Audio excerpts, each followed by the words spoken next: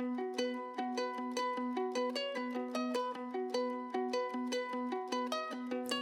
there, I'm Natalie McNeil, and you are watching my Superhuman Entrepreneur series on She Takes on the World TV.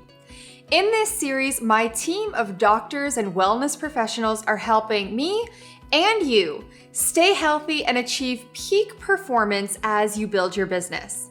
Be sure to watch the previous episodes of this series if you haven't already. Now, I am really excited about my next guest because she is a dear friend of mine. Today, joining me is Dr. Heather Paulson, who is a naturopathic oncologist and the founder of the Paulson Center for Integrative Healing in Arizona. And I'm really excited to feature Heather because she is a very multifaceted doctor. Her approach to healing includes modern and traditional medicine, Eastern and Western philosophies. So Heather, thank you so much for being here. And I want to kick things off by asking you about how you're able to integrate energy medicine and Eastern practices and Western practices with the extensive training that you've had, because I feel like there can be contradictions sometimes. So how do you integrate it all? That's such a fantastic question. And in complete honesty, it's something that I still am learning how to do and maybe struggling with just a little bit, but it gets easier and easier. I think that when you look at research with medicine, like I'm a total data nerd, so I love looking at the medical research. And when we look at that, there's so much information as to what medicines work, why people should get better, how they should get better. But when it comes to clinical practice, every person is so unique. And early in my doctor training, I realized that if I only looked at people on paper, I could never predict who was likely to overcome their cancer and who was likely to die from their cancer, given all the statistical information that's out there. And that just led me to having a deeper calling of this question of what is illness, what is disease, how do we heal, and what are the different layers of healing if it's not all contained within a pill, a capsule, an IV therapy. How else can the human body heal itself? And when I started looking into that, the answer that came up for me was energy medicine.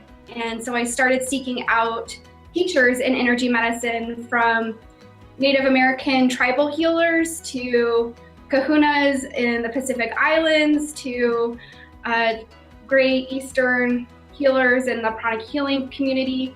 So that is how my quest got started. And it was all just to figure out how to best support our healing of the human condition of illness. I love that. And what I'm really excited to dive into today is the energy body. And I know it's not something that you often talk about in your work, and you were looking forward to having this conversation as well. So I want to talk to you about the things that entrepreneurs can do in their routines to care for the energy body, especially when they barely have time to keep their physical body healthy. And now people are going to be thinking, and now I have to take care of my energy body too. So first of all, tell me what the energy body is and why is it important to care for your energy as much as you care for your physical body? So from a more scientific basis, the energy body are all these electrons, neurons, electrical passageways that happen within our physical body that have been measured like acupuncture meridians.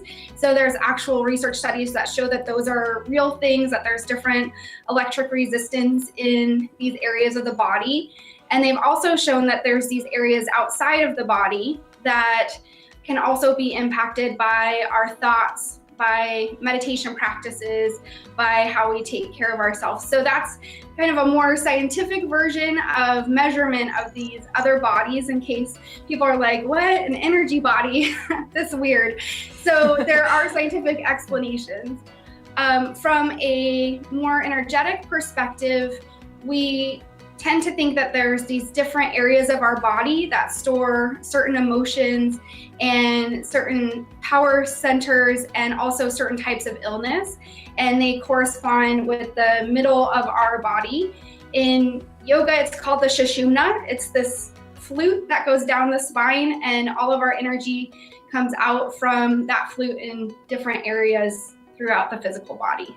Thank you for that, because I know people are always interested in, I think, hearing the science behind some of the principles that come up in yoga and in meditation. I'm always being asked about, is there research I can look at? And I'm trying to send people the research and that data, because I think some people need that. Sometimes people need that to actually be able to fully understand it and understand the value and the benefits. So thank you so much for sharing that.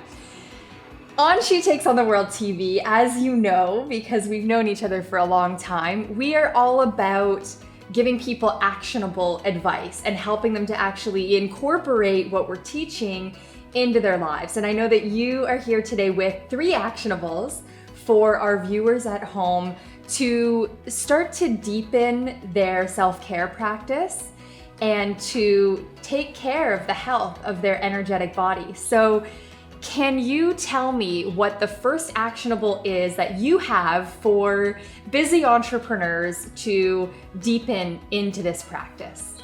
Absolutely. Well, the first practice I like to offer to the She Takes on the World community is just that. It's community. It's creating what is called in Cherokee medicine, creating a circle. And this circle is something that can be physical. So you might have seen like the license plate of New Mexico has a circle symbol on it that is very Native American in tradition, but it can also be just that, a circle of friends. And when I hear a circle of friends, I think back to Girl Scouts and how every Girl Scout meeting we finished in a circle, holding each other's hands and a cross and singing a little circle, a circle song to close out each meeting. And so I think that we've probably had these kinds of circles represented throughout our lives, especially as kids. And now it's time to bring that circle into conscious intention in your business. What I see with a lot of entrepreneurs is they kind of fall into circles, or they unintentionally find circles, or on the chat boards, I see a lot of like, oh, nobody understands or gets what I'm doing. I feel kind of isolated and alone in my journey of being an entrepreneur. And for those people feeling that way, this circle exercise is going to be huge in shifting the way that they feel about their business and their life. So to make a circle, all you need to do is gather a group of friends, and that could be over Google Hangouts, that can be in your living room, that can be in any forum that you feel appropriate, and literally create a circle. So you just sit in a circle, or you intentionally over Google Hangouts hold a circle. And I made a circle here for us today. That's just something that you can do either in physical form or intentional form. And in Cherokee medicine, this circle represents family, friends, and support. It's also a place where you can connect with the creator or the universe or God or whatever word you use to represent that higher power, and allow for divine intention and divine guidance to flow through down to you about your business, about your life, and about your friendships. For that kind of divine guidance, you might want to do a circle by yourself and just have some quiet time where you are connecting with that higher place. Yeah, and I know that you can create a circle on your own as well. So can you actually take a minute to guide the people who might want to do that practice that I know is more rooted in Native American tradition? Can you explain that on maybe a surface level? So the way that you make a circle is really simple. It's all you do is you draw a circle and you just start by drawing the circle clockwise. So you can use this on a piece of paper, or you can use this on the ground, or you can do this with pillows if you want to create a circle for your friends to sit in. And that's it. You just draw a circle clockwise. And when you go clockwise, that's invoking and bringing down divine energy. If you want to get a little bit more fancy than that, then you can also put spokes coming out of the circle in 4 directions, representing north, south, east, and west. And these 4 directions have all kinds of significant meaning in Cherokee tradition, which I think is probably more in depth than we need to go today. Yes. But there's a lot of reasons for the 4 directions, and that's where you're calling in the different ancestors from different directions from a Cherokee tradition. And I know that some people are probably wondering, why a circle? Why not a square? Why not a triangle or a diamond? Why the circle? That's an excellent question. A circle is endless. It is always turning upon itself. It has no edges, and it represents our connection to God. And we are a lot of circles put together in terms of the human body and our spine, our nervous system. I mean, we're just a bunch of tubes and circles. And there's just this idea that circles are part of us and part of the divine that we come from. Any type of spiritual tradition, there are circles involved. I mean, they're everywhere. It's amazing once you look for them. Yes, and in nature, sacred geometry, that's a whole other thing. Yes. I know we dive into this stuff deep when we're together, so it's hard to not take 3 hours to interview you today for this series. But for the sake of making sure we can continue with the actionable advice, for point number 2, I really like this one. So what was your second actionable for busy entrepreneurs to incorporate into their lives and routines? The second thing that I would recommend entrepreneurs do to help take care of their energetic body when they come to the end of their day is to have some type of end of day ritual.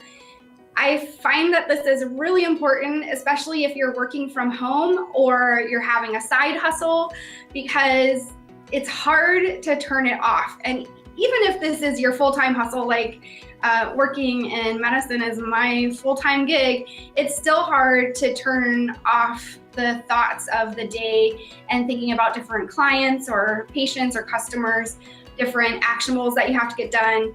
So having this ritual of turning off and signaling to yourself that it's time to let this go now is something that I recommend for creating really good nervous system balance. Yeah. And how do you do that? I do that in a lot of different ways. One of my favorite ways to do that is to disconnect from the clients that I've worked with during the day by doing cord cutting. So cord cutting is something that I think is really important for entrepreneurs, especially those of us really putting ourselves out there, and we're blogging from our hearts. We're really living our authentic selves in a really public medium through video blogging and interacting on social media. So we get a lot of connections to us.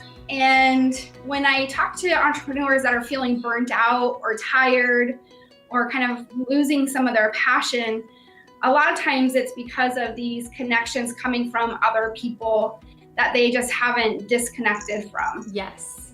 So that's what I do. I cut cords, and it's very, very simple to cut cords. All you do is set the intention that you're collecting any negative cords from your system, and you can scan yourself and just collect them from your head to your feet, and then gather them all together and just say cut, cut, cut, and dispose of them in a trash can, a green fire, a salt water bucket, the ocean, anything like that, so that you can just be your own energy and not carrying around other people's burdens. Yeah, and winding down in the evening has been so key for me as well, and I have those rituals. Going to bed, I always put the phone on airplane mode, which I know you're an advocate for, and that's something that is so simple to do. Why do people put their phone on airplane mode when they're going to bed? There's several different reasons. The main health concern is that when your phone is searching for a signal at night, it's putting off electromagnetic radiation and affecting your sleep patterns. So a lot of people tend to use their phones as their alarm clock or as a nightlight and all kinds of different reasons for using their phone in bed at night. But there are some concerns with how that might be ungrounding to the energy that's going through your body. So all of the cells going through your body. And then also just the extra radiation exposure from the EMRs. Yeah, this changed my life, folks. So please, please, please put your phone on airplane mode. Your sleep will be so much better. And Heather, what is your third actionable for our entrepreneur viewers today? My third actionable for increasing energy levels and becoming a superhuman entrepreneur is to do breathing exercises. So that might sound kind of corny to some people. Not to me, not to this audience, no. Good. That's why we're friends. Yes. But breathing actually has so many benefits, from increasing the oxygenation of your cells, making the brain function better so you can make better decisions.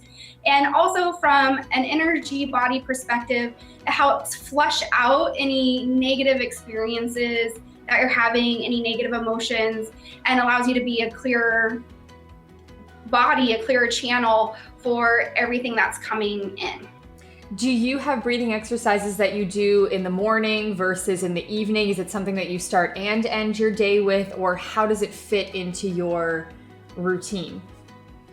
The way I use it in my day is I have certain exercises that I do in the morning. So they're physical exercises that include breathing exercises and breath retention. And you can find information on these things from yoga practices, from the 5 Tibetan rites. The breathing practices I use are from pranic healing. And so there's all kinds of different traditions for different morning breathing practices. And those are usually more invigorating. And you can also use those during the day if you're feeling a little energy slump during the day. And then at nighttime, the breathing practices are really about calming the mind, getting centered and grounded, and getting into a more restful place. These kinds of breathing exercises actually change your brain waves so that your brain waves are in a more relaxed and peaceful state of mind. Awesome. And the last thing that I wanted to ask you about, because we are running out of time and have to wind down, the salt scrub that we've talked about. What is the power? And you've mentioned salt, you've mentioned the ocean. Can you let people know the salt scrub routine that you use as well, if you don't mind sharing? Yeah, absolutely. Because I think that's another easy one that people can do. Definitely. So salt scrubs are another way to kind of clear off any of your own negative thoughts or emotions. So it's, for some people, it's easier than cord cutting. And the salt water is represented in so many different healing traditions. I learned about salt scrubs through the energy medicine that I use, pranic healing, but also when I was in Maui studying with a kahuna there, he had a bowl on the side of his desk, and I looked at it and I was like, what's in that bowl? It looks like there's some water in that bowl. And he said, yeah, that's my salt water. And I clean my hands with it in between each client to purify myself so that I can then work on the next person energetically clean and not transfer any dirty energy between people. And I was pretty excited actually to see that, because I love it when I see the same traditions kind of echoing throughout different parts of the world. And to me, that shows that there's infinite truth to it. There's a higher level of truth than just superstition. And so the salt, like the kahuna said, cleans and prepares you to release dirty energy. We look at it as something that can collect contaminated or dirty energy. And the best way to do this here is to get in your shower and scrub up with a salt scrub, which is super easy to find, like a lavender salt scrub at your natural foods market in your hometown.